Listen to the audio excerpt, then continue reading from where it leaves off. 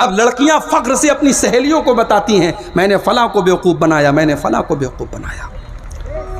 बना लो सबको बेवकूफ़, मगर एक ज़ात है, वहां हमको जाना है और अपनी उंगलियों से करने वाले हर टच का जवाब देना है। कल क़यामत के दिन जब हमारी ज़ुबानें खामोश हो जाएंगी, कल क़यामत के दिन हमारी उंगलियां बोलेंगी, इनसे हमने क्या क्या टच किया है।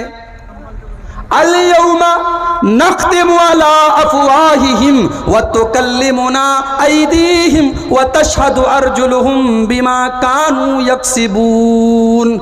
मेरे बंदो, हम क़यामत के दिन तुम्हारे मुंह के ऊपर ताला लगा देंगे, तुम्हारे मुंह को बंद कर देंगे, तुम्हारी जुबान से कोई जुमला ना निकलेगा। कल क़यामत के दिन तुम्हारा हाथ बोलेगा तुमने इससे कहाँ कहाँ टच किया था, तुम्हारा पैर बोलेगा तुम कहाँ कहाँ चल कर के गए थे, हाथ बोलेगा, पैर बोलेगा, तुम्हारे बदन के चमड़े बोलेंगे, तुम्हारा पूरा शरीर गवाही देगा तुमने क्या क्या किया था। हाथ गवाही देगा, पैर गवाही देगा, शरीर गवाही देगा। और यही नहीं, आपने जिस कमरे में बैठ करके गंदा काम किया था, जिस धरती पर बैठ करके आपने गलत काम किया था, वो धरती भी कल क़यामत के दिन गवाही देगी। इज़ा ज़ुल्ज़िलतिल अर्दु ज़िल्ज़ालहा व अख़रजतिल अर्दु अस्क़ालहा व क़ालल इंसानु मा लहा यौमइज़िन तुहद्दिसु अख़बारहा। कल क़यामत के दिन ये ज़मीन भी बोलेगी, ये धरती भी गवाही देगी। ये ज़मीन बताएगी इस ज़मीन के ऊपर तुमने कौन कौन से पाप किए थे। हम तो बड़े खुश हैं, हम तो माशाअल्लाह पाँचों टाइम के नमाजी हैं, हम तो माशाअल्लाह हाजी भी हैं, हमने हज भी किया है, हमने उम्रा भी कर लिया है, हम तो पाँचों टाइम की नमाज भी पढ़ते हैं। हाजी साहब ज़रा अपना मोबाइल दीजिए। अरे नहीं नहीं मौलवी साहब, मोबाइल नहीं दे सकता। क्यों?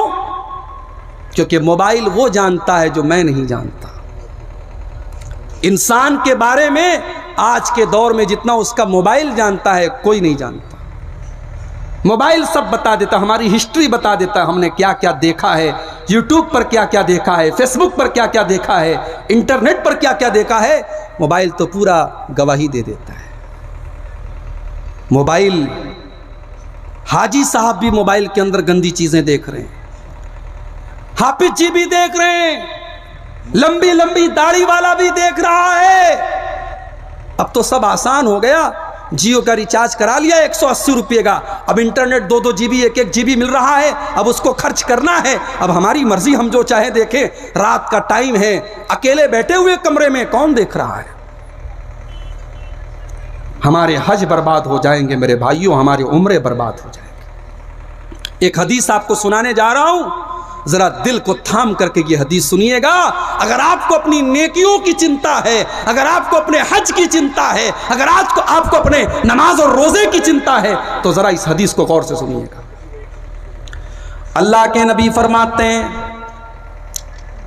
इब्ने माजा की रिवायत है, क़यामत के दिन मेरी उम्मत के कुछ लोग आएंगे, या तूना बेहसनातिन अमसाल जिबाल तिहामत बीजन। कल क़यामत के दिन मेरी उम्मत के कुछ लोग आएंगे जो पहाड़ों के बराबर नेकियां लेकर के आएंगे, हज भी लेकर के आएंगे, उम्रा भी लेकर के आएंगे, रोज़ा नमाज और तिलावत भी लेकर के आएंगे, पहाड़ों के बराबर नेकियां लेकर के आएंगे। फ़यजअलुहु अज़्ज़ा व जल्ल हबाअम मंसूरा। अल्लाह ताला उनकी नेकियों को बर्बाद कर देगा, उनकी नेकियों को उड़ा देगा, उनकी नेकियां धूल की तरह उड़ जाएंगी, जैसे धूल उड़ती है।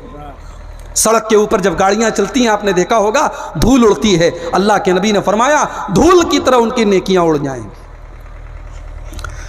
सहाबी ने सवाल किया, ऐ अल्लाह के नबी, सिफहुम लना व जल्लिहिम लना।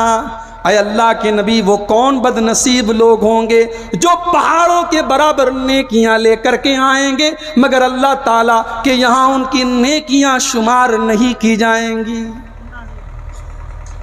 भाई असल चीज तो रिजल्ट होता है ना। यूपी के अंदर चुनाव होने वाला है, सबको 10 तारीख की फिक्र है, 10 को क्या रिजल्ट आएगा। इलेक्शन के बाद रिजल्ट की फिक्र होती है। एग्जाम के बाद रिजल्ट की फिक्र होती है, क्योंकि रिजल्ट के ऊपर सब डिपेंड होता है। रिजल्ट क्या आने वाला है, परिणाम क्या आने वाला है।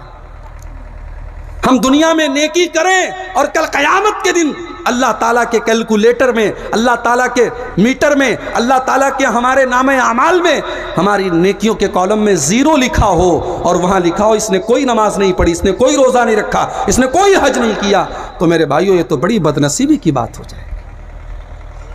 किसान बेचारा मेहनत करे, अपने खेतों पे रात दिन मेहनत करे, और जब फसल काटने का टाइम आए तो जाके देखे पूरे खेत में आग लग गई है, पूरी फसल बर्बाद हो गई है, तो बताओ उस किसान के दिल पर क्या गुजरेगी। सहाबी ने पूछा, अल्लाह के नबी, वो कौन बदनसीब लोग होंगे जो पहाड़ों के बराबर नेकियां लेकर के आएंगे मगर उनकी नेकियों को अल्लाह ताला बर्बाद कर देगा।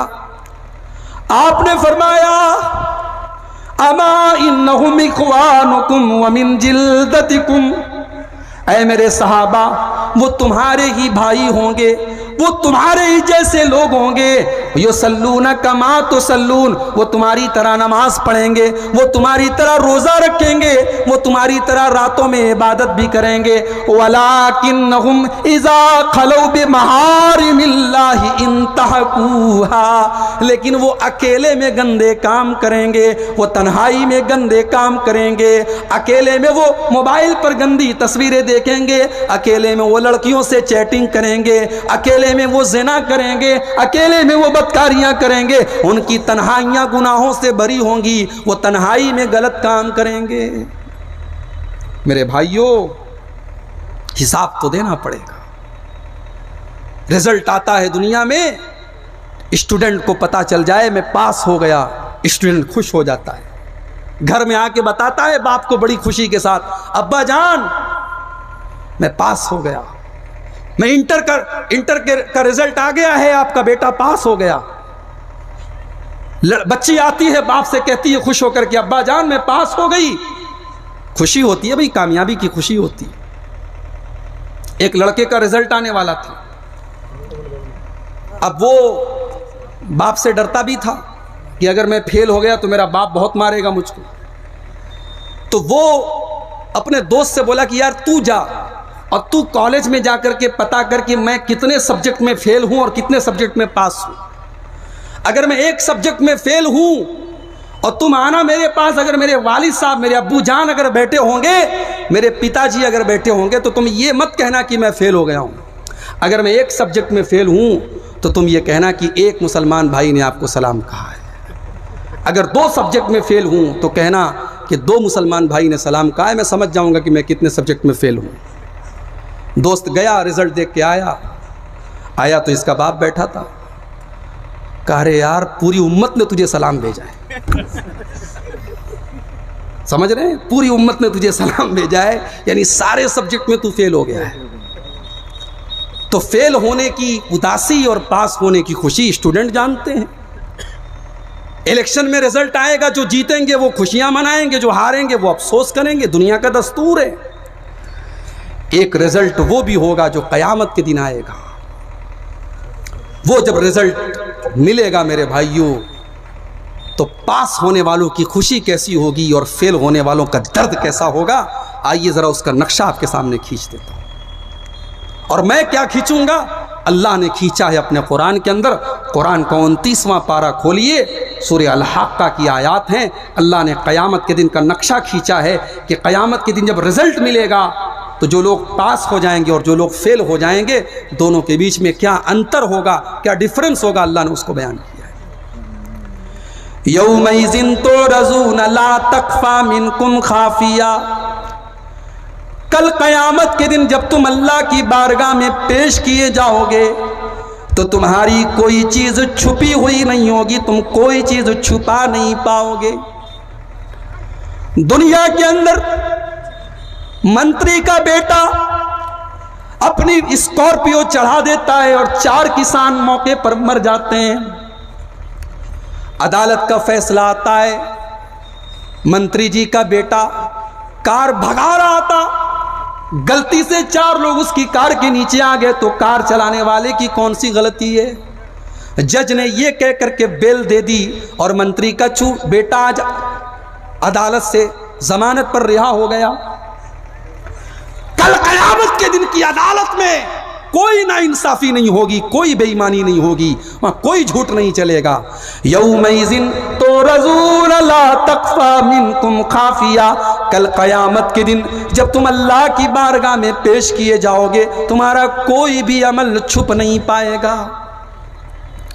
फ़अम्मा मन ऊतिया किताबहु बियमीनिही, जिसका नाम आमाल उसके दाहिने हाथ में दे दिया जाएगा, उसके राइट हैंड में दे दिया जाएगा, उसके सीधे हाथ में दे दिया जाएगा। फयकूल, वो कहेगा हाउम क़ुरऊ किताबिया इन्नी ज़नन्तु अन्नी मुलाक़िन हिसाबिया। ओ लोगो, ये देखो, ये मेरा रिजल्ट है, ये मेरा नाम आमाल है, मैं तो पास हो गया, मैं तो कामयाब हो गया, मुझे यकीन था मुझे यही हिसाब मिलेगा। दाहिने हाथ में जिसको रिजल्ट मिलेगा वो पास हो जाएगा, वो कहेगा मुझे यकीन था मुझे यही रिजल्ट मिलेगा।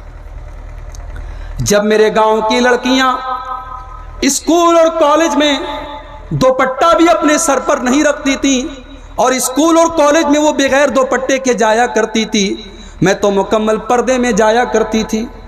और शायद मुस्कान नाम की वो लड़की भी कल क़यामत के दिन खड़ी होगी और अल्लाह की बारगाह में कहेगी, आए अल्लाह, जब 40-40 गुंडे अपने झंडे लहरा रहे थे और नारे लगा रहे थे और मैं अकेली थी और वहां पर कोई मेरा सपोर्ट करने वाला भी नहीं था, मैं हिजाब में थी, मैं बुर्क़े में थी, मेरे ऊपर दबाव डाला जा रहा था, मैं हिजाब उतार दूं, मैं बुर्क़ा उतार दूं, मैं पर्दा छोड़ दूं। हाय अल्लाह, उन 40-50 गुंडों के बीच में तेरी इस बंदी ने अल्लाह अकबर का नारा भी लगाया था और बड़ी शान से अपने कॉलेज में दाखिल हुई थी। हाय अल्लाह, मैंने अपने हिजाब को उतारा नहीं था, मैंने अपने पर्दे को उतारा नहीं था।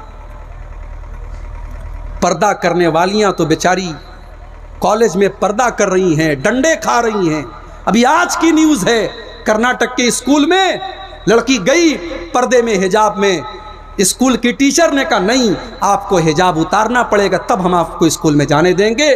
आज ये भी हमारे लिए चुल्लू भर पानी में डूब मरने की बात है, हमारे लिए चुल्लू भर पानी में डूब मरने की बात है। हमारी मुसलमान लड़कियां आज मजबूर हैं ऐसे कॉलेज में पढ़ने के लिए, ऐसे स्कूल में पढ़ने के लिए जहां स्कूल की टीचर और कॉलेज का प्रिंसिपल मजबूर कर रहा है उनको कि आपको हमारे स्कूल के कानून पर चलना पड़ेगा, आप अपनी शरीयत का कानून अपने घर में चलाइए, हमारे स्कूल में आपको स्कूल के ड्रेस में आना पड़ेगा और आपको अपना हिजाब छोड़ना पड़ेगा। मुसलमान आज शादी करता है तो कई कई लाख रुपए खर्च करता है। हर साल मुसलमानों की शादियों पर कई अरब रुपए खर्च होते हैं, जलसे और कॉन्फ्रेंसों पर कई अरब रुपए खर्च होते हैं, अपने मकान की डिजाइनिंग पर और मकान के डेकोरेशन पर हम करोड़ों रुपए खर्च करते हैं। जिस कौम का ये हाल हो उस कौम की बच्चियां आज धक्के खा रही हैं, स्कूलों के बाहर खड़ी हैं, उनको हिजाब उतार के तब स्कूल में जाना पड़ रहा है। चुल्लू भर पानी में डूब मरने की बात है। काश कि हम होश के नाखून लेते और हम अपनी बच्चियों को ऐसा स्कूल बनवाते, ऐसा कॉलेज बनवाते, ऐसी यूनिवर्सिटी बनवाते जहां हम आज़ादी देते कि मुसलमान लड़की अगर पढ़ेगी वो हिजाब में आ सकती है, हमारी तरफ से कोई पाबंदी नहीं। आज अफसोस की बात है, एक तरफ वो लड़कियां हैं जो हिजाब के लिए लड़ रही हैं और एक तरफ हमारे और आपके घर में लड़कियां निकल रही हैं, जलसे में आई हुई हैं, बन करके, संवर करके, चमकदार कपड़े पहन करके।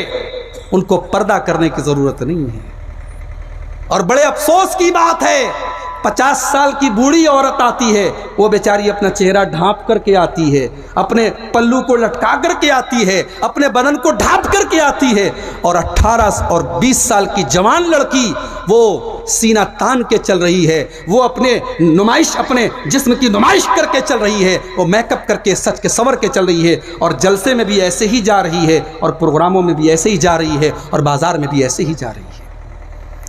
मेरे भाइयों, मुझे मोहब्बत है आपसे, अल्लाह की कसम मुझे मोहब्बत है आपकी कौम से।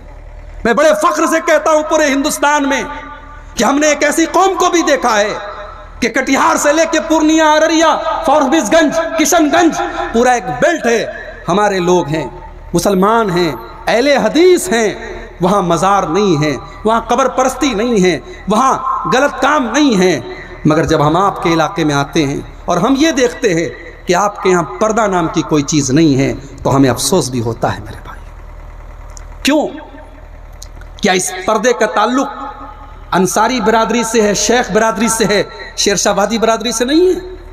पर्दा किसी बिरादरी के लिए तो नहीं आया है मेरे भाई, पर्दा तो सारी उम्मत की औरतों के लिए आया है।